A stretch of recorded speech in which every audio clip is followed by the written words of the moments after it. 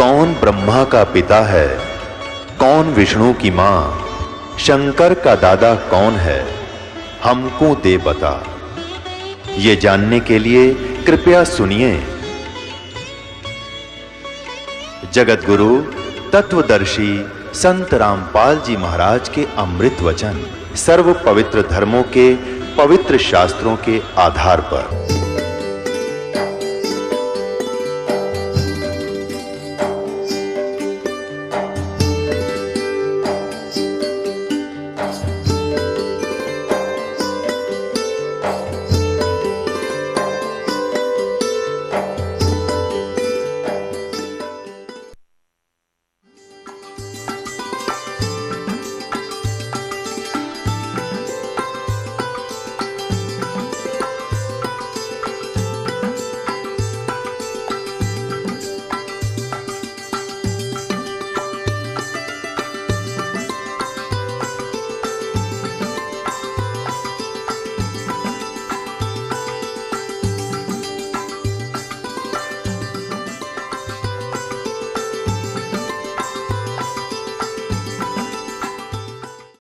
वो परमात्मा कौन है, उसका उत्तर 8वें अध्याय के 3 श्लोक में गीता ज्ञानदाता ने दिया है कि वो परम अक्षर ब्रह्म है। परम अक्षर ब्रह्म, ब्रह्म कहो पुरुष कहो। गीता जी अध्याय नंबर 15 के श्लोक नंबर 16 में 2 ब्रह्म 2 पुरुष, एक क्षर पुरुष, इसको क्षर ब्रह्म भी कह सकते हैं, एक अक्षर ब्रह्म अक्षर पुरुष, इसको अक्षर ब्रह्म भी कह सकते हैं। और वो तीसरा 15वें अध्याय के 17वें श्लोक में बताया ना, उत्तम पुरुष है तो अन्य, वो है परम अक्षर ब्रह्म परम अक्षर पुरुष। तो यहाँ गीता अध्याय नंबर 18 के श्लोक नंबर 62 में कहा कि अर्जुन तू सर्वभाव से उस परमेश्वर की शरण में जा जिसकी कृपा से तू परम शांति और शाश्वत स्थानम, शाश्वतम स्थानम, शाश्वत माने सदा रहने वाला जिसका नाश कभी ना हो, स्थान कहो, धाम कहो, लोक कहो, देश कहो, तो हम उसे सतलोक कहते हैं, उसको शाश्वत स्थान भी कह सकते हैं, शाश्वत परमधाम, सनातन परमधाम भी कहते हैं। तो इसलिए कहा कि तू उस परमेश्वर की शरण में जा, भजन करो उस रब दा जो दाता है कुल सब का, उस रब का, उस राम का, उस अल्लाह का, उस गॉड का जो सबसे न्यारा है, उसकी भक्ति करने के लिए संकेत दिया गया है कि राम नाम रटते रहो। अब यहां जो राम नाम के लिए संकेत प्रभु दे रहे हैं, ईब समझ में होगा आपको, आपका नहीं तो हम इनकम्प्लीट नॉलेज होता है। नीम हकीम गुरुओं के चक्कर में पड़ के अभी तक हमारी बुद्धि यही भ्रम रही थी कि राम नाम, देखो कबीर जी भी तो कहते हैं राम का नाम जपो, वो भी तो इस दशरथ पुत्र को ही की ओर संकेत कर रहे हैं। ये अल्पज्यता थी, ये लोक वेद था। अब हमें पता चला वो किस राम की तरफ संकेत कर रहे हैं। हमारे सभी संत ग्रंथ भी किसी और ही राम की तरफ, और उसके बारे में वो सदग्रंथ स्वयं नहीं जानते। परमेश्वर खुद कहते हैं वेद हमारा भेद है, कबीर जी कह रहे हैं, और मैं ना वेदन के माही, और जौन वेद से मैं मिलूं ये वेद जानते नाही। यजुर्वेद अध्याय नंबर 40 के श्लोक नंबर 10 से लेकर 13 तक 2 बार संकेत किया है, स्पष्ट किया है कि परमात्मा के बारे में कोई तो उत्पन्न होने वाला कहता है, कोई न उत्पन्न होने वाला कहता है, यानी कोई साकार बताता है, कोई कहता माँ से जन्म लेता है जैसे राम श्री कृष्ण आदि आए, कोई कहता है वो जन्म नहीं लेता है। कहते हैं ये यथार्थ ज्ञान भी कोई तत्वदर्शी संत बताएंगे, उनसे सुनो। यानी वेदों में क्लियर नहीं है कंसेप्ट, वो तत्वदर्शी संतों की तरफ ही संकेत किया है कि उनसे सुनो। और अपने बारे में बताया है 15वें अध्याय 40वें अध्याय के यजुर्वेद में 15वें श्लोक में कि वायु अनिलम भस्मांतम इथम शरीरम, ओम कर्तो समर कलवे समर और कर्तुम समर। अपना नाम के अपना मंत्र बताया है कि मेरा सत ओम नाम का जब ओम मंत्र है, इसको काम करते करते सेवन करो और विशेष कसक के साथ सेवन करो। मनुष्य जीवन का प्रथम कर्तव्य जान के सेवन करो। तो अंत समय में जब शरीर भस्म होगा, अंत होगा, तब तुम इस सत्र का जो लाभ तुम्हें मिलना है, इस सत्र का जितना तुझे मोक्ष मिलना है, उतने अमर हो जाओगे। फिर 70वें श्लोक में स्पष्ट कर दिया मंत्र में, यजुर्वेद अध्याय नंबर 40 के मंत्र नंबर 17 में 2 भगवान बताए। अब देखो पुण्यात्माओं,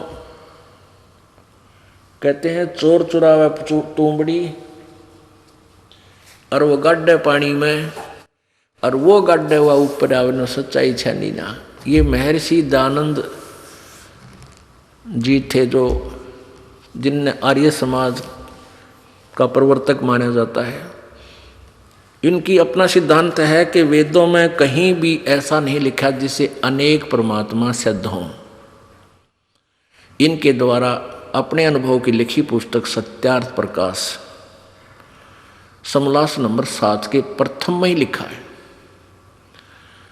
और वेदों का अनुवाद करते समय ये नहीं छुपा सके सच्चाई को और स्पष्ट करना पड़ा, क्योंकि वेदों में या गीता जी में विशेष 2 भगवानों के विषय में ही, क्योंकि यही प्रोसेस के अंदर हमारे 2 भगवान हैं, ब्रह्म और पूर्ण ब्रह्म। पर ब्रह्म ये साइड में है, ये हमारा सब्जेक्ट नहीं है, ये अलग है, इससे हमारा इतना लिंक नहीं है। हम इस ब्रह्म के जाल में फंसे हैं, हमने पूर्ण ब्रह्म में जाना है। बीच में इसके परब्रह्म के जो इस लोकों में से हमने जाना है, इसलिए इसका इतना ज्ञान और इसकी भक्ति, इसकी कमाई मजदूरी ये हमने करनी पड़ेगी। अब देखना, ये यजुर्वेद महर्षि दयानंद सरस्वती द्वारा अनुवादित। अब इसको महर्षि सरस्वती इसलिए कहना पड़ेगा कि पक गया इसका नाम, ना तो ये महर्षि था, इसको तो क ख का भी ज्ञान नहीं था किसी क्षेत्र का, ना वेदों का, अध्यात्म ज्ञान 0, समाज ज्ञान 0। इसका आप दिखा दूंगा इसके सत्यार्थ प्रकाश में, जो इनका अनुभव सारे जीवन का जो इसका अनुभव था उसमें वो लिख के। अब जैसे हमारे भगवान कबीर जी, उन्हीं से परिचित गरीबदास जी, उन्हीं से परिचित नानक साहब जी, उन्हीं से परिचित दादू साहब जी, उन्होंने जो भी अनुभव किया अपने जीवन का, उन्होंने भी अपनी अमृतवाणी में अपने वो लिख कर चले गए। और आज वो वेदों और गीता सबसे मिल रहा है, और उससे आगे का जो ज्ञान परमात्मा ने बताया उनसे मिल रहा है। ऐसे ही उन्होंने उतना प्राप्त किया था। अब उन वाणी ने पढ़ लेना, चाहे उनके ये सोच लें कि उनको इतना ज्ञान था। ऐसे ही सत्यार्थ प्रकाश पढ़ लो और ये सोच लो कि दयानंद ने कितना ज्ञान था, कति क्लियर हो जाएगा। तो अब वेद जो है ये ब्रह्म द्वारा दिए गए। अनुवादकर्ताओं ने अनुवाद अपने अनुभव अनुसार करने की चेष्टा भी की, लेकिन सच्चाई फिर भी नहीं छुप सकी। अब देखिए यजुर्वेद, ये देखिएगा यजुर्वेद, ये महर्षि दयानंद सरस्वती कृत यजुर्वेद भाषा भाष्य।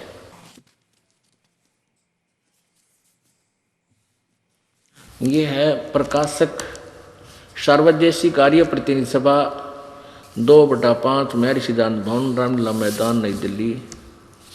ये इनका इतना दूरभाष है। और ये किसके द्वारा अनुवादित है? यजुर्वेद आर्य भाषा भाष्य, यानी हिंदी भाषा में अनुवादित संपूर्ण 40 अध्याय किसने किए हैं? महर्षि दयानंद सरस्वती कृत, इनके द्वारा किया हुआ अनुवाद किया गया। और ये मुद्रक है prince offset printers, 1510 Pataudi house, त्रियागंज, नई दिल्ली से।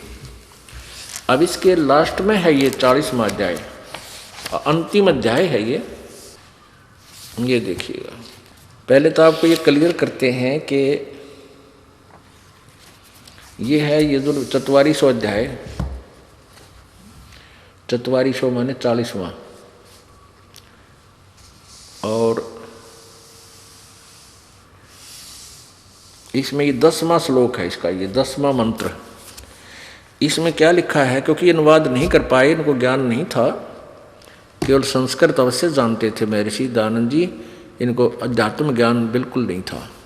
फिर भी जो का तू जैसा भी अड़ंगा अनुवाद किया फिर भी सच्चाई ऊपर रही। देखिएगा, हे मनुष्यो, ये है 40वें अध्याय का 10वां मंत्र है। हे मनुष्यो, जैसे हम लोग मेधावी विद्वानों, धीराणाम माने तत्वदर्शी संत, धीर माने जिनका ज्ञान टिकाऊ हो, उसमें कोई डगमग ना कर सके, धीराणाम यानी मेधावी विद्वानों से अर्थात तत्वदर्शी संतों से जो वचन सुनते हैं, इससे सिद्ध हो गया कि वेद ज्ञान दाता किसी अन्य विद्वानों की तरफ यानी और तत्वदर्शी संतों की तरफ संकेत कर रहा है। वे लोग हमारे प्रति विच चक्षरे अक्षिरे व्याख्यानुपूर्वक कहते हैं, यानी विस्तार से बताते हैं। वे लोग, ये देखो संभवात, यहाँ देखिएगा, संभवात मान लिखता संयोग जन्य कार्य से, संभवात माने होता है उत्पन्न और असंभवात माने उत्पन्न नहीं होने। इसका सीधा सा अर्थ है कि कोई तो कहते आहु माने कहते हैं, आओ माने कहते हैं, अन्य माने दूसरे। इसका सिद्ध इनके द्वारा पढ़ के सुनाते हैं, क्योंकि हमने ये देखना है कि वेद ज्ञान दाता किसी तत्वदर्शी संतों की तरफ संकेत कर रहा है। हे मनुष्यों, जैसे हम लोग मेधावी विद्वानों यानी तत्वदर्शी संतों से वचन सुनते हैं, वे लोग हमारे प्रति यानी हमारे को व्याख्यानुपूर्वक कहते हैं, विस्तार से बताते हैं। संभावत संयोग जन कार्य से अन्यत एवं और ही कार्य का फल आहु कहते हैं। असंभवात उत्पन्न नहीं होने वाले कारण से अन्यत और आहु कहते हैं। इति, इस बात को भी सुनो, तुम भी सुनो। क्या मतलब है? इसका अर्थ है कि कोई तो परमात्मा को कहता है कि वो उत्पन्न नहीं होता। असंभवात माने उत्पन्न नहीं होता, संभावत माने उत्पन्न होना। असंभवात और संभवात। कोई तो परमात्मा को कहता है जन्म नहीं लेता, कोई कहता है, दूसरे कहते हैं जन्म लेता है। कहते इस ज्ञान को तुम तत्वदर्शी संतों से सुनो, वो बताएंगे। और फिर इसी के 40वें अध्याय के 13वें मंत्र में फिर सेकंड किया है, दोबारा फिर कहा है। ये 44वां अध्याय 40वां अध्याय यजुर्वेद का, यजुर्वेद भाषा भाष्य 44वां अध्याय इसके 13वें मंत्र में, हे मनुष्यों, जो विद्वान लोग यानी तत्वदर्शी संत हमारे लिए व्याख्या अनुपूर्वक कहते हैं, पूर्वोक्त विद्या का अन्य ही कार्य फल आहु कहते हैं। अविद्या पूर्व मंत्र से प्रतिपादन की अविद्या का अन्य ही कहते हैं। इस प्रकार धीराणाम आत्मज्ञानी विद्वानों से यानी तत्वदर्शी विद्वानों से उस वचन को हम लोग सुनते थे, ऐसा जानो। अब ये तो इसने जो भी गोलमोल किया है, हमने अपना मतलब सिद्ध करना है कि वेदों में संकेत किया हुआ है कि कंप्लीट ज्ञान नहीं है और शेष ज्ञान किसी अन्य तत्वदर्शी संतों से सुनने को ही कहा गया है। तो परमात्मा स्वयं कहते थे कि वेद हमारा भेद है और हम ना वेदन के माही, यानी मेरा कंप्लीट ज्ञान वेदों में नहीं। और जौन वेद से और जिस वेद से मैं मिलूं वो ये वेद जानते नहीं। वेद मेरी ही महिमा बता रहे हैं कि वो परमात्मा पूर्ण है, वो सबका मालिक है, वही पूजा के योग्य है, उसी की भक्ति कीजिए। लेकिन उन वेदों में मेरे पाने की विधि प्रॉपर नहीं है। गीता जी अध्याय नंबर 17 के श्लोक नंबर 23 में 3 मंत्र बताए हैं। एक ओम, ओम तो सीधा ब्रह्म का है, ये तो कलियर रुक के मार रखे इसने। और तत् और सत ये क्लियर नहीं कर रखे। नहीं तो अगर यही मंत्र फाइनल होता तो ये कहने की आवश्यकता नहीं पड़ती। चौथे अध्याय के 34वें श्लोक में गीता जी में कि उस तत्व ज्ञान को तो तू तत्वदर्शी संतों के पास जाकर समझ। इसलिए ये मंत्र कंप्लीट नहीं है, ये तो तत्वदर्शी संत ही बताएगा। और वो 3 भगवानों का है, जैसे गीता जी अध्याय नंबर 15 के श्लोक नंबर 16 और 17 में 3 प्रभु आपको स्पष्ट किए। यही इसी प्रकार इन तीनों के ये तीन मंत्र हैं। ओम मंत्र सरपुरुष यानी सरब्रह्म का, और ये तत्व ये गुप्त है, संकेती के दास पता होगा, ये परब्रह्म का यानी अक्षर पुरुष का, अक्षर ब्रह्म का, और सत्य ये भी सांकेतिक है, ये परम अक्षर ब्रह्म का। तो ये तीनों के तीन मंत्र हैं, ये गुप्त हैं। इसलिए परमात्मा कहता है वेद हमारा भेद है, पर मैं ना वेदन के माही, और जौन वेद से मैं मिलूँ वेद जानते नहीं। जिस मंत्र से, जिस ज्ञान से मेरी प्राप्ति हो, इन वेदों में उसका स्पष्टीकरण नहीं है। अब देखो ये वही 44वां अध्याय चल रहा है, इसमें दो भगवान न्यारे न्यारे बताए हैं, क्योंकि ये परिभाषा प्रभु की आपको बताई जा रही है। 44वां अध्याय यानी 40वां अध्याय यजुर्वेद, ये महर्षि दानंद द्वारा ही इसका अनुवाद है। ये 15वें श्लोक में मंत्र में क्या लिखा है 40वें अध्याय के, वायु अनिलम अमृतम इथम इदम अथ इदम भस्मांतम शरीरम ओम कर्तो समर किलवे समर और कर्तुम समर। ओम नाम का जाप काम करते करते सिमरण करो, विशेष कसक के साथ सिमरण करो, मूल्य कर्तव्य जानकर अपना कर्तव्य समझकर मनुष्य जीवन का, कि मनुष्य जीवन में केवल भगवान भक्ति ही उद्देश्य मूल है, इसलिए इसका सिमरण अवश्य करो। अब स्वामी जी का अनुवाद देखियो, तेरा गजब भैया। हे कर्म करने वाले जीव तू शरीर छूटते समय ओम। अब देखियो पुणात्मा बालक नहीं हो, मानव समाज बहुत विद्वान हो चुका है, कंप्यूटर ही बना लिए, लेकिन आध्यात्मिक ज्ञान की तरफ डाइवर्ट हुआ नहीं है माइंड। जिस आध्यात्मिक मार्ग की तरफ आप इसी तरह डाइवर्ट होते ही तुरंत समझ जाओगे। बहुत और इसकी आवश्यकता है, ये कंप्यूटर तो यहीं रह जाएंगे या भक्ति साथ चलेगी। यहाँ देखो स्वामी जी अनुवाद कर रहे हैं 40वें अध्याय यजुर्वेद के 40वें अध्याय के 15वें मंत्र का। हे कर्तो माने कर्म करने वाले जीव, ओम कर्तो समर स्पष्ट किया है। इस बालक भी अनुवाद कर दे, थोड़ी सी हिंदी जानता हो। ओम मंत्र का जाप काम करते करते समर कर। यूँ कहे कर्म करने वाले जीव तू शरीर छूटते समय ओम इस नामवाची ईश्वर को समर समरण कर। ओम का स्मरण नहीं बताया स्वामी जी ने, जबकि स्पष्ट करता है ओम करतो समर किलवे समर कर तुम समर। यहाँ अनुवाद करते समय भी ये विचलित है, ढंग से नहीं कर पा रहा है। शरीर छूटते समय ओम आगे लिखना था, इस ओम नाम का स्मरण कर।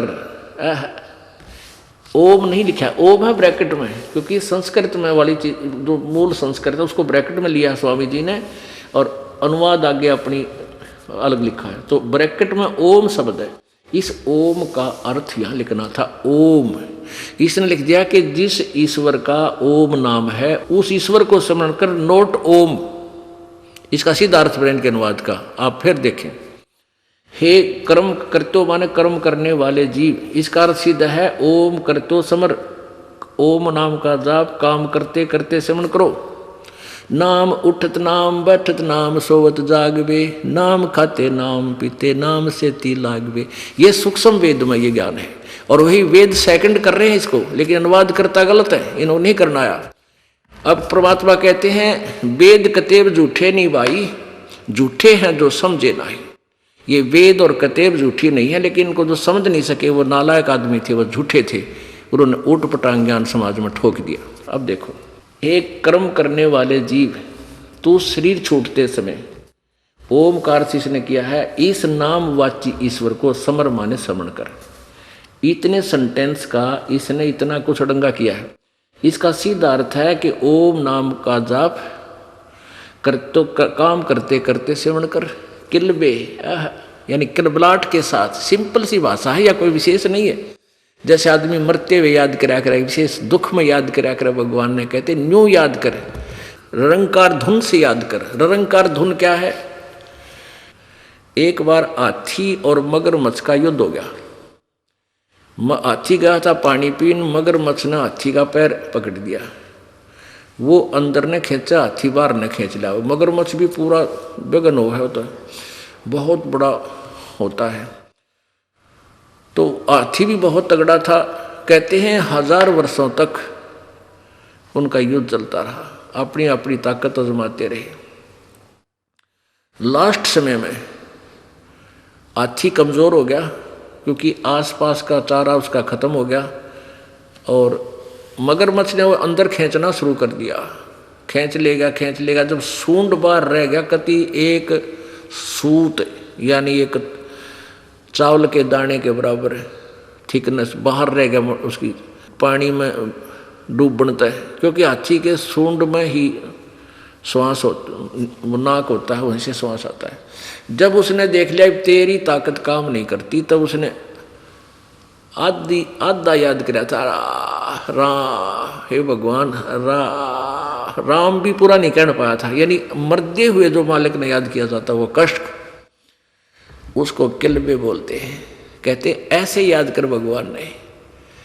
इब हम रेल बढ़ा जा, हाँ मंत्र की no no no no no देखियो ना, नो को तू नो बता किधर रेल छूटे है, आराम से करे बैठ के, चाहे थोड़ा कर ले पर करे प्यार ते। 108 मंत्र बताए आपको करने के लिए, इसने सारा दिन में कर ले, चाहे 6 बार में पार्ट कर ले इसके, हैं मतलब 10 पे एक बार कर ले, 10 फेर कर ले कति दचा के, फिर इस मन ने छोड़ दे ले, खा ले धक्के, कित सोचेगा तुम, फिर उस शर्माण लग जाएगा, थोड़े दिन में अपने आप सेट होने लग जाएगा। तो ऐसे कसक के साथ करे इस मंत्र को, ऐसे इसको ररंकार धुन कहते हैं। और ये एक पंथ राधा स्वामी वो ने कहा ररंकार ओंकार जब पे जाओ वैसे रोंकार ओंकार सो हम सतनाम, ये ज्योत स्वरूपी ज्योत निरंजन, ये कोई बात हुई? ये तो नाड़ियाँ की बात है। यानी ज्ञान को ना समझ कर वस्तु कहाँ ढूंढे कहाँ और किस विध लाग गए हाथ, एक पलक में पाइए वेदी ले ले साथ। एक साहूकार मर गया और उसने अपने बच्चों को बता रखा था कि बेटा मैंने बही में सारा हिसाब किताब लिख रखा है, तुम उस बही पढ़ लियो।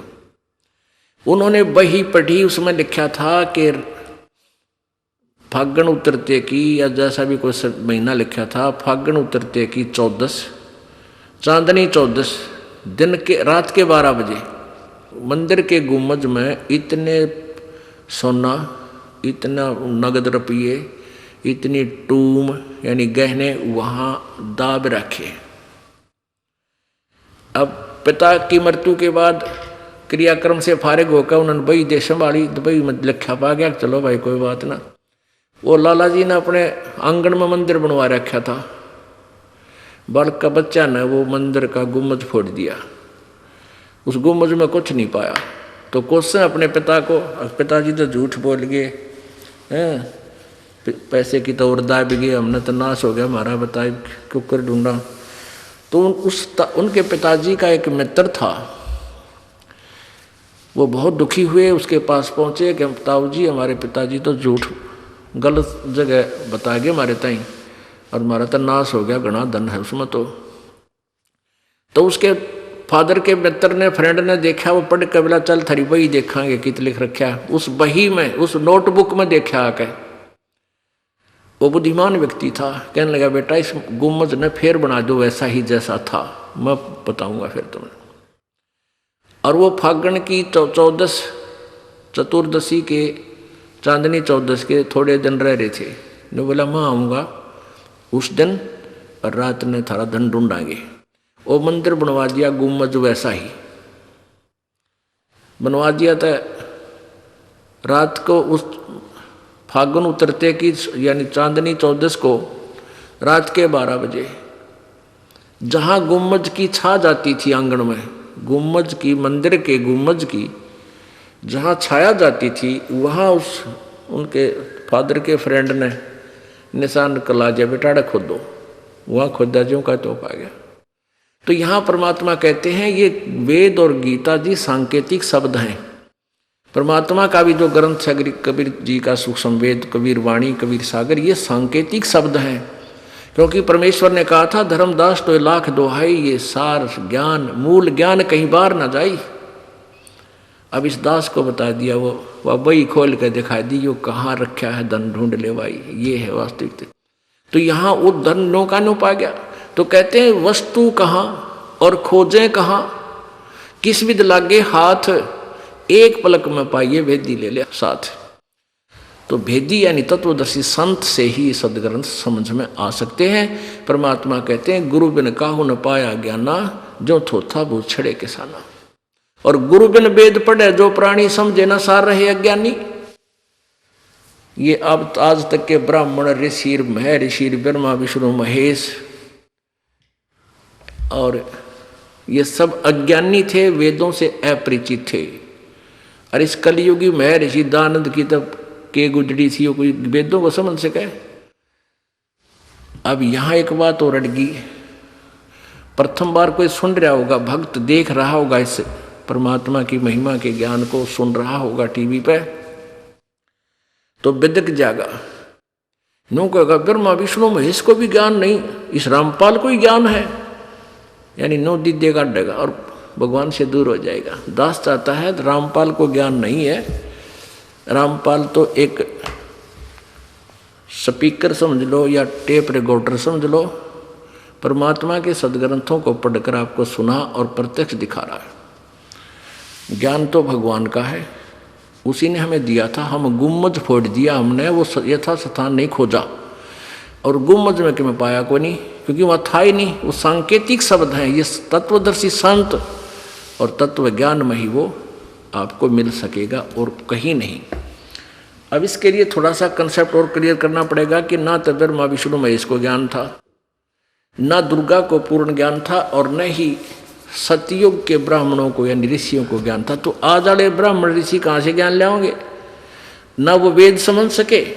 परमात्मा की एक वाणी को क्लियर करने के लिए कि गुरु बिन का वेद पढ़े जो प्राणी, समझे ना सार रहे अज्ञानी, ये सार नहीं समझ सके भगवान इन वेदों का।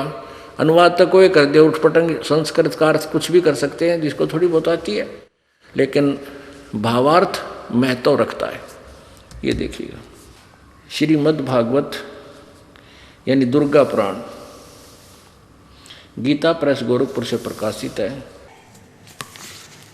ये दुर्गा है, राक्षसों को मार रही है, ये इसी की महिमा है इसमें। ये दुर्गा पुराण कहो चाहे देवी पुराण कहो। ये किसके संपादक कौन है?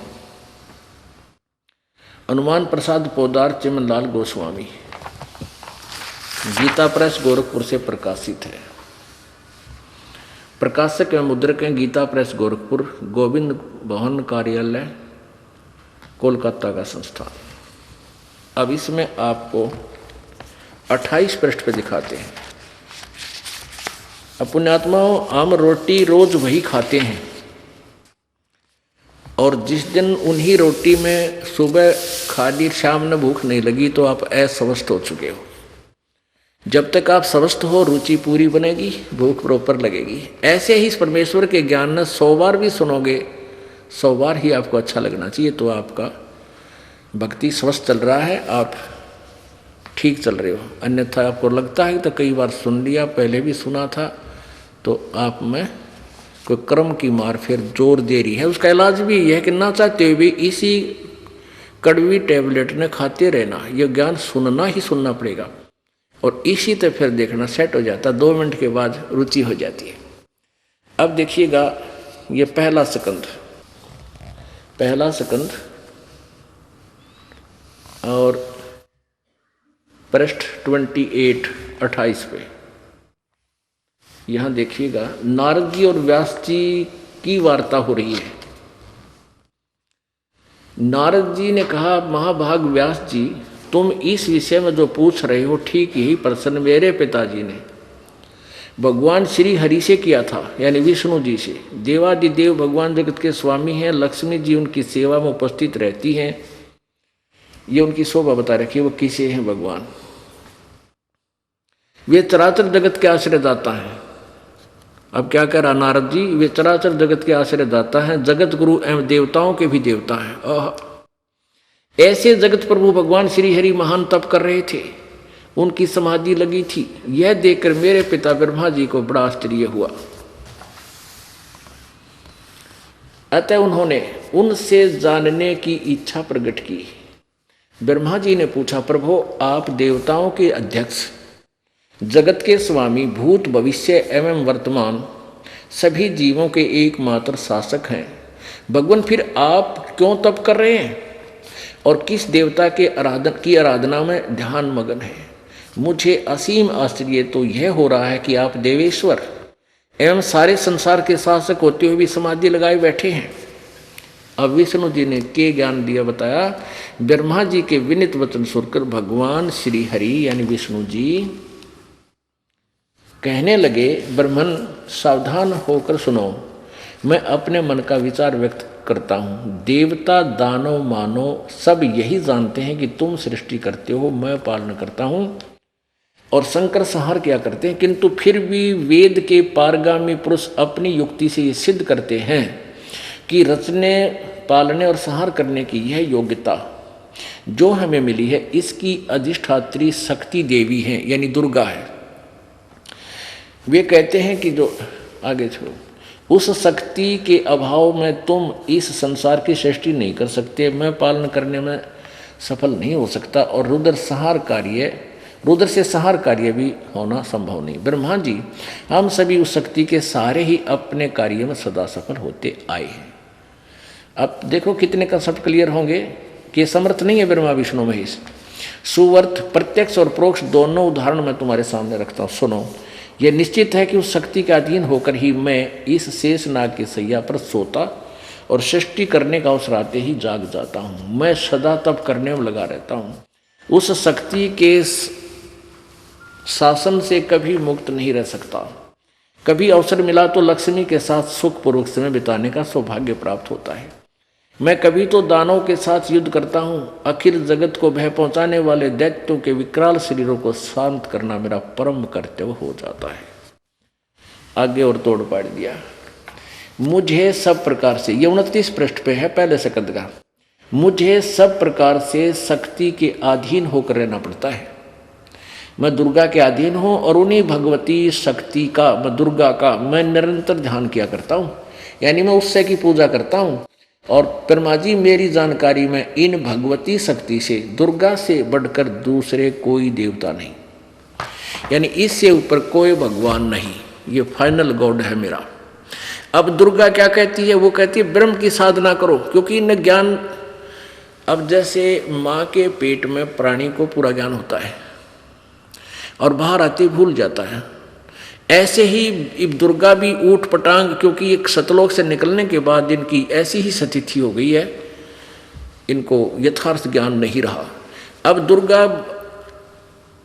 दुर्गा जो है अपने वचनों में कदे परब्रह्म कह रही है, कदे पार ब्रह्म बोल रही है परम अक्षर, फिर अक्षर ब्रह्म की महिमा गा रही है और आखिर में कहती है वो ब्रह्म है और उसका ओम नाम है, उसका जाप करो और वो ब्रह्म लोक में रहता है, बस, और किसी की पूजा मत करो। तो इससे विष्णु जी के अज्ञान की पोल खुल गई। वो कहता मैं दुर्गा से ऊपर किसी को नहीं मानता, दुर्गा कहती है ब्रह्म की पूजा करो और सब पूजाएं छोड़ दो, मेरी भी छोड़ दो। आगे देखो, इसी दुर्गा पुराण में 562 पृष्ठ पे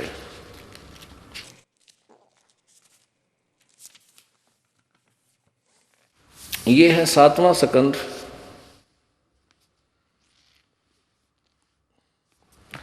और 562 पृष्ठ। देवी द्वारा हिमालय को ज्ञानोपदेश और ब्रह्म स्वरूप का वर्णन, यानी ब्रह्म का स्वरूप बताया उसने, कैसा है, क्या स्थिति है। श्री देवी कहने लगी, पर्वतराज इस प्रकार योग युक्त होकर, ये तो अपने बारे में कह रही है, यहाँ कहती है उस ब्रह्म का क्या स्वरूप है। यहाँ तो कहती है मेरी साधना कर तो ऐसे कर, आगे लिखा उस ब्रह्म का क्या स्वरूप है यह बतलाया जाता है, जो प्रकाश रूप सबके अत्यंत समीप में स्थित हृदय रूप गुहा में स्थित होने के कारण गुहातर नाम से प्रसिद्ध है और महान पद अर्थात परम प्राप्य है। वह समस्त प्रजा के ज्ञान से परे है, अर्थात किसी की बुद्धि में आने वाला नहीं है, यह तुम जानो। जो परम प्रकाश रूप, जो सूक्ष्म से अत्यंत सूक्ष्म है, जिसमें संपूर्ण लोक और इन लून लोकों में निवास करने वाले प्राणी स्थित हैं, वही यह अक्षर ब्रह्म।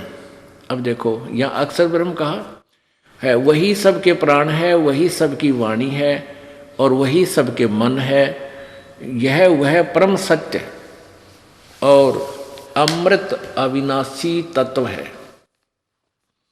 सौम्य उस वेदने योग लक्ष्य को तुम वेदन करो, लक्ष्य का तुम वेदन करो, मन लगाकर उसमें तन्मय हो जाओ। सौम्य उपनिषद में कथित महान अस्त्र रूप धनुष लेकर उस पर उपासना द्वारा तीक्ष्ण किया हुआ बाण संधान करो और फिर भावानुगत चित्त के द्वारा उस बाण को खींचकर उस अक्षर रूप ब्रह्म को ही लक्ष्य बनाकर वेधन करो। उसका के मंत्र बताओ है फिर आखिर में, ओम परमण ओम धनुष है, जीवात्मा बाण है, ब्रह्म को उसका लक्ष्य कहा जाता है।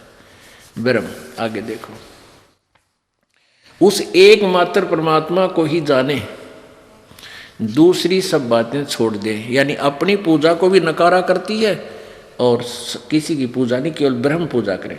यही अमृत रूप परमात्मा के पास पहुंचने का पुल है। संसार समुद्र से पार होने का अमृत रूप परमात्मा को प्राप्त करने का सुलभ साधन है। इस आत्मा का ओम के जप के साथ ध्यान करो। इससे अज्ञान में अंधकार से सर्वथा परे और संसार समुद्र से पार जो ब्रह्म है उसको पा जाओगे, तुम्हारा कल्याण हो। आगे ना ब्रह्म के ऊपर ओम नाम है, ब्रह्म उसका जाप है। और वो कहाँ रहता है? वह यह सब का आत्मा ब्रह्म ब्रह्मलोक रूप दिव्य आकाश में स्थित है, वहां रहता है। अच्छा, ये तो अब ये परमात्मा का एक सेंटेंस, वेद कतेव झूठे ना भाई, झूठे हैं जो समझे नाही, गुरु बिन काहू न पाया ज्ञाना, ज्यों थो था बुझ छड़े किसाना, गुरु बिन वेद पढ़े जो प्राणी, समझे न सार रहे अज्ञानी। गुरु के बिना इससे सिद्ध है कि ना ब्रह्मा जी को गुरु मिला, ना विष्णु जी को मिला, ना शिव जी को मिला, ऋषि में ऋषियों को इनको तो मिलना ही कहाँ था। यानी गुरु नहीं मिला जो वेदों का निर्णय कर सके। जो परमात्मा आए थे इन्होंने उनकी बात मानी नहीं, काल प्रेरणा से स्वयं ही विद्वान पाके रहे, सारे समाज का नाश कर दिया इन नकली ऋषियों ने और महर्षियों ने। अब ये तो ज्ञान हो गया ब्रह्मा विष्णु महेश का और दुर्गा का, कितना ज्ञान था इनको। वेदों से ये परिचित नहीं थी दुर्गा, क्योंकि दुर्गा ब्रह्म तक की साधना बताती है। गीता जी अध्याय नंबर 8 के श्लोक नंबर 16 में लिखा है कि ब्रह्मलोक पर्यंत भी सभी पुनर्वर्ती में है, वहां भी गए हुए स्थायी स्थान नहीं प्राप्त कर सकते, वो अविनाशी नहीं हो सकते, उनका पूर्ण मोक्ष प्राप्त नहीं हो सकता, जन्म मृत्यु के रहट से ये नहीं निकल सकते। अब इसलिए गीता जी अध्याय नंबर 4 के श्लोक 34 में कहा कि उस तत्वदर्शी संत की खोज करो, वो इनको मिला नहीं, वो गुरु नहीं मिला। यही अभी वेदों में आपको प्रमाण दिया जा रहा है। यजुर्वेद अध्याय नंबर 40 के श्लोक नंबर 10 और 13 में इस मंत्र में स्पष्ट कहा है कि वेद ज्ञानदाता कहता है कि यथार्थ ज्ञान तूने जानना है तो तत्वदर्शी संतों से सुनो, वो बताओगे ठीक ठाक वास्तविकता। अब सतयुग के ऋषियों के बारे में, ब्राह्मणों के बारे में क्या सोच थी वो आपको बताते हैं। 414 पृष्ठ पे इसी देवी पुराण के ये देखिएगा, ये छठा स्कंद और पृष्ठ नंबर 414 पे ये है संक्षिप्त देवी भागवत छठा स्कंद। जन्मे जय ने पूछा महाभाग किस युग में कैसा धर्म का स्वरूप है, इस संपूर्ण विषय को विशेष रूप से बताने की कृपा कीजिए। ये writer of Purana Veda and Gita Vyas ji, ये सब का लेखक है। और ये क्या बोल रहा है देखना। व्यास जी बोले, राजन यह निश्चय है कि सतयुग में ब्राह्मण वेद के पूर्ण विद्वान थे और उनके द्वारा निरंतर भगवती जगदम्बा की आराधना होती थी। वेद के पूर्ण विद्वान थे और वो दुर्गा की पूजा करते थे। ये थे वेद के विद्वान, थरा गजे भैया। और भगवती का दर्शन करने के लिए उनका मन सदा ललायित रहता था।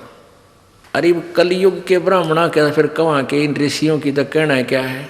इस देवी पुराण में लिखा है कि सतयुग में जो राक्षस होते थे वो कलयुग के ब्राह्मण हैं। ये दास नहीं कह रहा, ये देवी पुराण बता रही है। ये देखिएगा, इसी में छठा सेकंड, वही 414 पृष्ठ, ये छठा सेकंड है, यही 414 पृष्ठ है जो अभी आपने पढ़ा।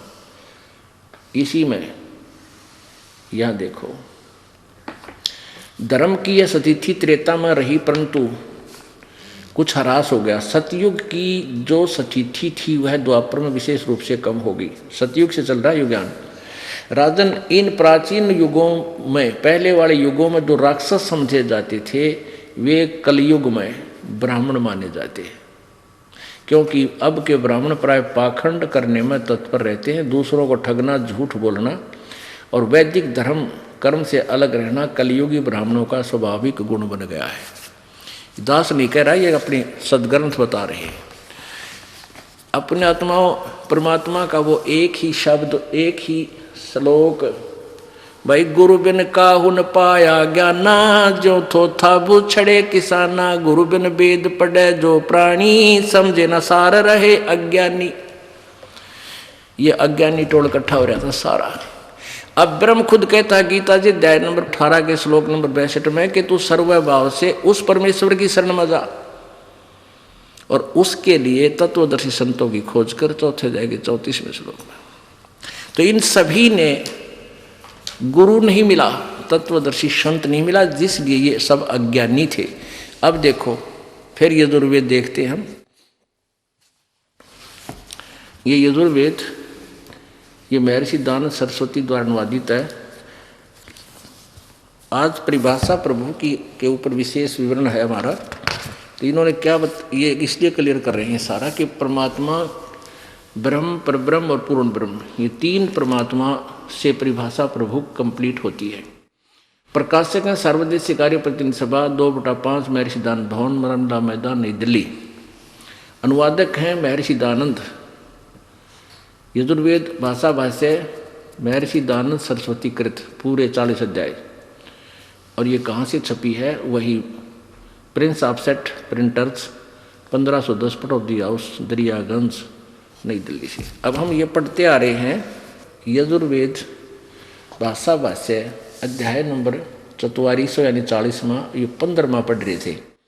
इससे इन अज्ञानियों की झलक आई थी, इसलिए ये प्रसंग बीच में सुनाना पड़ा। ये देखिएगा, इसमें सीधा अर्थ है वायु अनिलम अमृतम अथम इदम, अथ इदम भस्मांतम शरीरम, ओम करतो समर किलवे समर और करतुम समर। ओम नाम का जाप काम करते करते स्मरण करो, किलबे यानी कसक के साथ स्मरण करो। कति जैसे आदमी घनी जानी मरते हुए याद करता है, ररंकार इसको बोलते हैं। आधा राय बोल रहा था, इतने में मालिक ने उसकी मदद की आकर के डूबते हुए। तो ऐसे आप भक्ति करोगे तो थोड़ा मंत्र कर लेना, कति कसक के साथ करना, वो सीधा जमा होता आपका जा करके। अब देखो फिर है कर्तुम समर, मूल कर्तव्य समझकर, मुख्य कारण समझकर उसका स्मरण करो। फिर बसमान वायु अनिलम अमृतम अथ इदम, इसके पश्चात आपका जो वायु माने ये प्राण, ये जीव, श्वास निकलेगा, जो अंत होगा तेरे शरीर का, ये अमृतम यानी इतना अमर हो जाएगा जैसे ओम नाम के जाप करने वाले विधिवत विकारों रहित होकर के और पूर्ण संत से उस अतर के गुरु से नाम ले करके। तो ये कहाँ चले जाते हैं? ब्रह्मलोक में। और ब्रह्मलोक में कब तक रहते हैं? 36,000 बार इस उत्पत्ति पर लय हो लेगी, यानी ब्रह्मा की मृत्यु तक, ब्रह्मा की आयु तक ये वहाँ रहेंगे।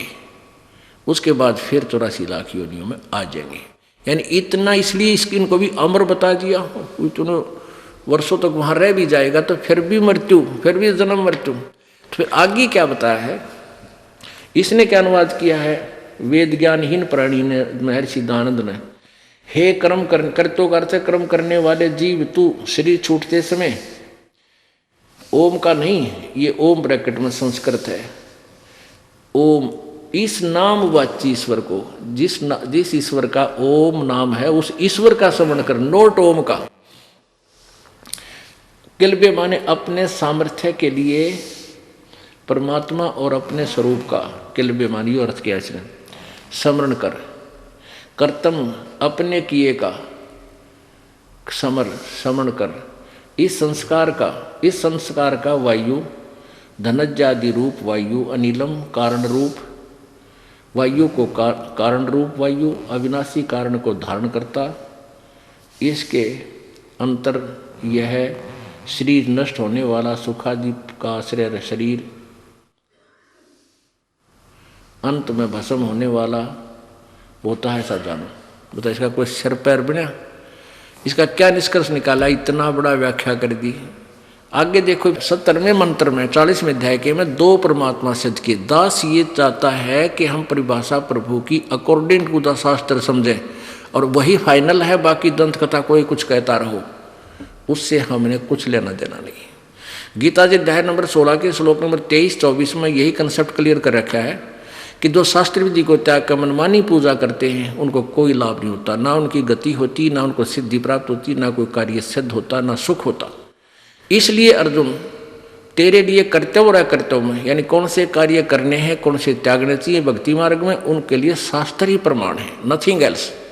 सदग्रंथों को फाइनल मान कर फिर चलना। जो संत शास्त्रानुसार साधना बताता है उसी संत की खोज कर और उसी के कार्य बताए अनुसार साधना करो, जब सफल होगी। तो यहाँ के हमने सदग्रंथों से ही अपने आप को स्थिर करना है, अपने ज्ञान को दृढ़ करना है, तभी हम आगे चल पाएंगे। अब 44वां अध्याय, 40वां अध्याय, यजुर्वेद 40वां अध्याय। अब इसमें 17वां मंत्र आप पढ़ेंगे। इसमें क्या लिखा है? हर्मेन पात्रेण सतस्य अपहितम मुखम, ये असौ आदित्य पुरुष है, स असौ अहम ओम खम ब्रह्म। अब इसका अनुवाद क्या लिखा है स्वामी जी ने? हे मनुष्यो, जिस ज्योति स्वरूप, हिरमेन ज्योति स्वरूप, पात्रेण रक्षक मुद से, सत्य से अविनाशी यथार्थ कारण के अपहितम आच्छादित मुखम, मुख के तुल उत्तम अंग का प्रकाश किया जाता है। जो वह, असौ माने वह, आदित्य प्राण व सूर्य मंडल में वो पूर्ण परमात्मा है। वह प्रोक्ष रूप है, वो तो गुप्त है, वो तो ऊपर गुप्त है। जो अविनाशी भगवान है वो तो ऊपर गुप्त है। और अहम, अब देखो अहम संस्कार देखो, अहम मैं खम आकाश के तुल व्यापक, ये लिखा है ओम खम ब्रह्म। वो ब्रह्म जो है, खम माने ब्रह्मलोक में स्वर्ग में रहता है और उसका ओम नाम है, ये सीधा इसका अर्थ है।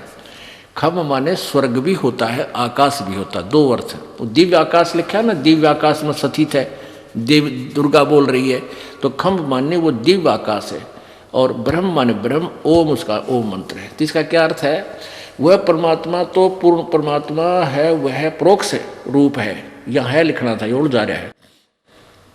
और वेद ज्ञान दाता कहता अहम, यहाँ से अहम ओम ब्रह्म खम खम ब्रह्म। अहम माने मैं, खम माने आकाश के तुल्य व्यापक, आकाश दिव्य आकाश में ब्रह्म सबके गुण कर्म और स्वरूप करके अधिक हूँ।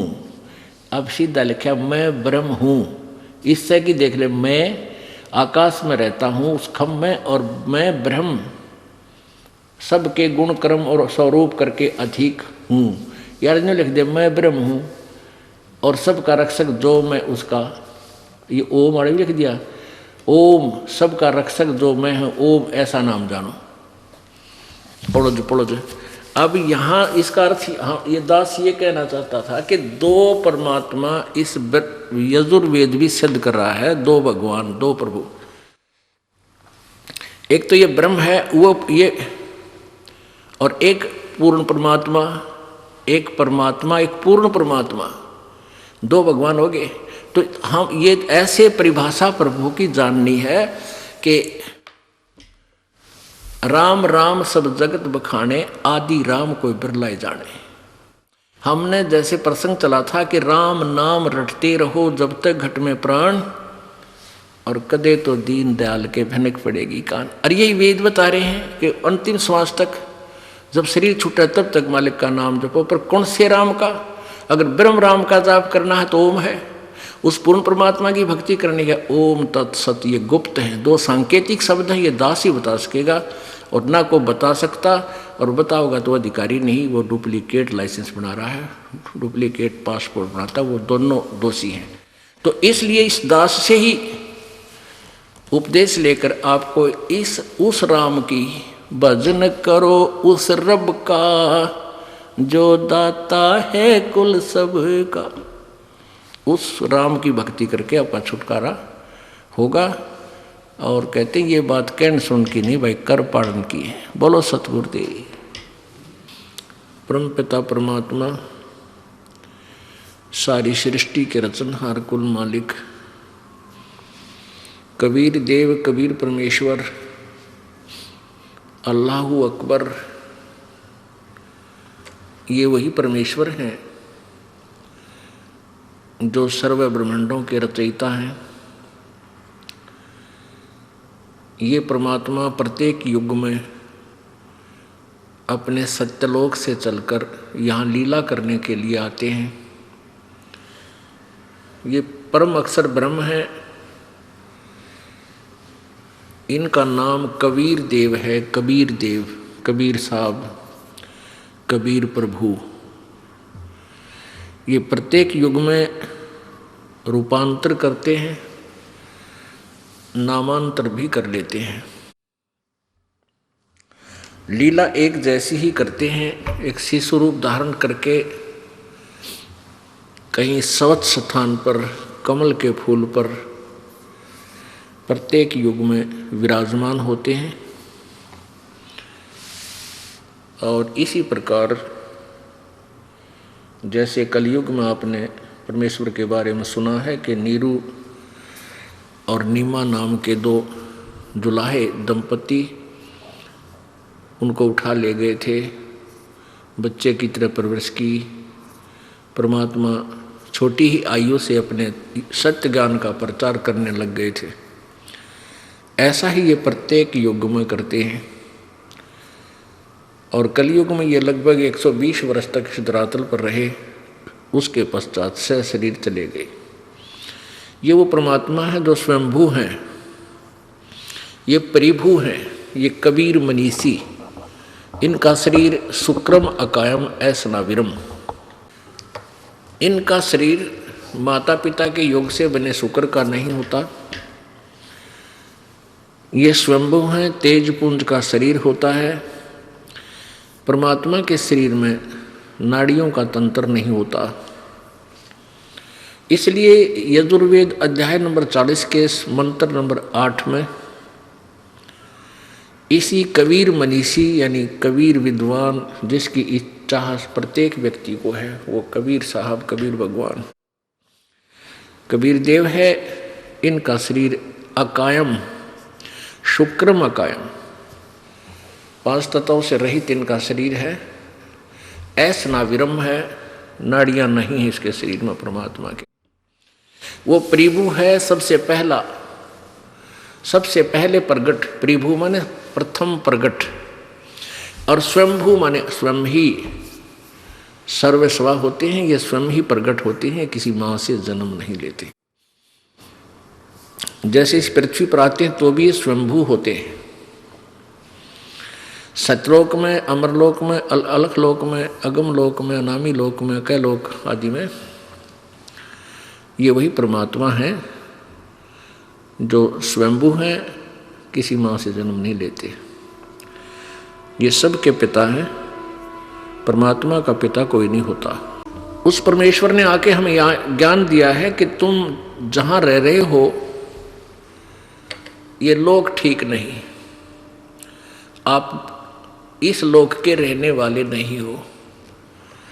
आप तो यहाँ सजा काट रहे हो और आपने इस कैद को, इस जेल को अपना मूल ठिकाना मान लिया।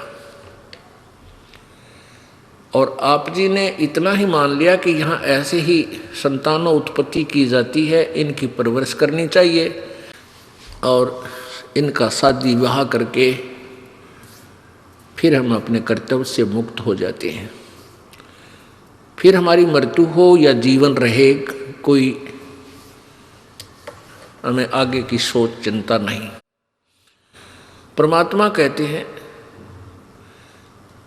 कि जो कार्य आप जी ने मनुष्य जीवन से प्रारंभ करना था, जो करना चाहिए था, उसका तो स्टार्ट भी नहीं किया आपने। वो तो स्टार्ट भी नहीं किया। अब जैसे 2-4 बूढ़े इकट्ठे हो जाते थे, बुजुर्ग आपस में बतलाते थे, कोई दूर देश से आ जाता था, दूसरे गांव से, फिर वो कुशल मंगल पूछते थे एक दूसरे की। बाहर से आने वाला व्यक्ति कहता था कि भाई 2 लड़के हैं, 2 लड़कियां हैं, उनका शादी विवाह कर दिया है, सब बाल बच्चेदार हैं और हम अपने कर्तव्य से मुक्त हो चुके हैं और हमारा तो बेड़ा पार हो गया। ये अब भगवान कद्दे उठा ले, यानी कभी मृत्यु हो जा, हमारा तो जीवन सफल हो गया। अब परमात्मा के ज्ञान की इस रोशनी में हमें पता चला कि वो जीवन तो बर्बाद कर दिया, सफल नहीं, व्यर्थ कर दिया। जिसके भी भाग्य में लड़का है या लड़की है, ये पूर्व निर्धारित होता है। ये प्रारब्ध में पूर्व ही आपके अंकित होता है और वही आपके को मिलता है, चाहे लड़का होता है या लड़की। संपत्ति जो भी आपको मिलना है वही मिलेगी, जो भी आपका पद पोस्ट प्राप्त होना है वो भी वही मिलेगा। जब तक हम पूर्ण परमात्मा कबीर जी की शरण में नहीं आते, तब तक हम केवल अपना प्रारब्ध ही भोगते हैं। और जो साधना भविष्य की करते भी हैं, जैसे पहले हम करते थे कि जब हनुमान जी की पूजा, कहीं बाबा श्याम जी की पूजा या किसी और देवी देवता की पूजा, ये साधनाएं हमारी शास्त्र विरुद्ध थी। कहने का भाव ये है कि हमारा भविष्य का कोई भी पुण्य नहीं बन रहा था। प्रारब्ध अच्छा था, क्योंकि हम समाज में क्या देखते हैं, बेटा हो जाए बेटी हो जाए, छोटी सी कोई रोजगार हो जाए, फिर एक कोठी हो जाए, और जो भी कुछ होता था हम सोचते थे हमारे ये भगवान कर रहे हैं जिनकी पूजा हम कर रहे हैं, क्योंकि हम आध्यात्मिक ज्ञान से अपरिचित थे। और जो भी हमारा कोई शुभ होता था, जैसे पुत्र की प्राप्ति को बहुत शुभ मानते थे, तो अपने भगवान श्री कृष्ण जी पर ही हमारी बुद्धि की निडर जाती थी, सुई जाती थी कि श्री कृष्ण भगवान विष्णु जी ने मौज कर दी। फिर हनुमान जी याद आ जाते, हनुमान जी ने मौज कर दी। फिर बाबा श्याम जी दिख जाता तो बाबा श्याम जी ने मौज कर दी। इन्होंने हमारे को पुत्र बख्श दिया। अब पता चला कि ये तो कोई भी परिवर्तन हमारे प्रारब्ध में कर ही नहीं सकते। वो तो कबीर परमात्मा परम अक्षर ब्रह्म पूर्ण ब्रह्म ही कर सकता है, और वो सतगुरु रूप में आता है तभी करता है, जो उनकी आज्ञा का पालन करते हुए सत्य भक्ति करता है। मासा घटे न तिल बधे, विधना लिखे जो लेख, और सच्चा सतगुरु मेट कर ऊपर मारे मेघ।